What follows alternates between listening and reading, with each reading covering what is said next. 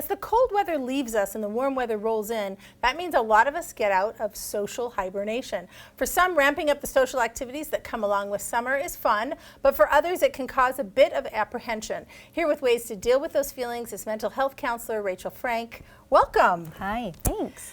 So we are out and about more, and it's only going to get better as far as the weather goes, and more so, but some of your clients are expressing what you call a sense of pressure or even dread when it comes to engaging more. Where's that coming from? Yeah, so a lot of the work that I do involves really like reducing anxiety, reducing depression in clients, but especially in summertime. And I'm sure you're familiar, Seattle is this entire city full of like, get out to the mountain, go hiking and camping. They just come out. Yeah, exactly.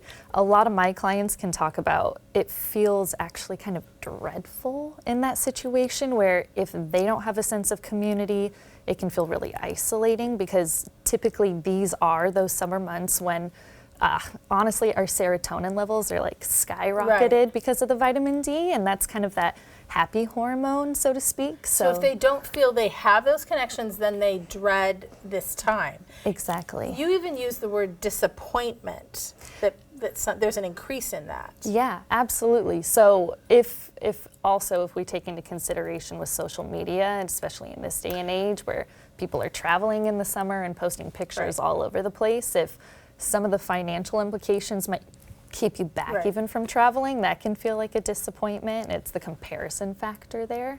Okay. But really it's a lot of, okay, I feel this social obligation to have to get out and about, and sometimes I'm even struggling, as they say, with being able to even follow through with commitments. So how then do you approach that?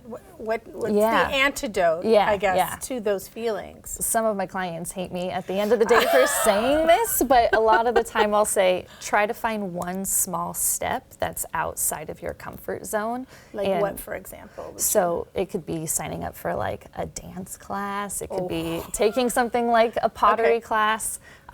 Maybe if you have an interest also in like a adult softball team, you can go and sign up for like the underdog leagues, and that can create even a sense of community there. But it can even be something really small, especially if you do struggle with a sense of depression, where if you just go to the corner store and strike up a conversation with the cashier when you're buying a bottle of water, just a hello. Oh, that's a great idea. Yeah, yeah. Because that, again, that's that face-to-face connection. Exactly.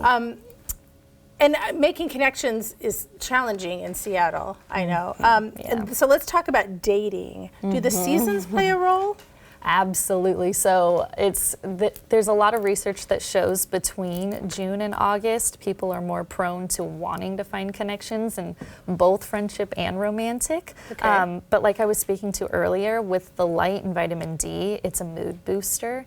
And quite honestly, they've done a lot of studies that show specifically the month of August, for some reason, is the time for romance. And so at this time, even though I know dating is notoriously difficult in this city, I do encourage clients to take advantage of these 3 months because people are much more open to wanting to find connection. And how do you do that? Is it, again, those small risks? Absolutely, yeah. And nobody likes them but the dating apps. So I know. And there's something called shuffle speed dating in Seattle. And so a lot of my clients have done that and they find some good results there too. But once again, don't put too much pressure on yourself. Sign up for something like an art class and just continue to think of it as, I'm not only bettering myself in this situation, but I'm able to maybe even find a connection there.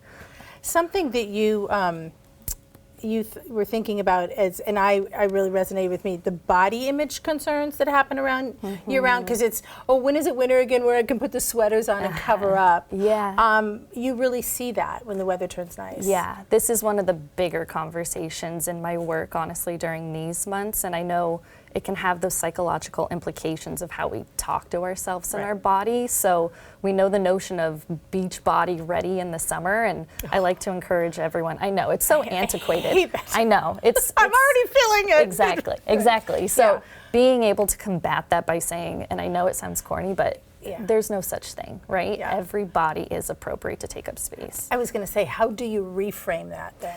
Is Yeah. that how you do that? Yes, and this is one that I've learned over time, that even if people have a hard time being positive and kind to themselves, keep it factual, you know? So no do's and don'ts about, I'm not supposed to wear tank tops, I'm not supposed to wear Right. shorts.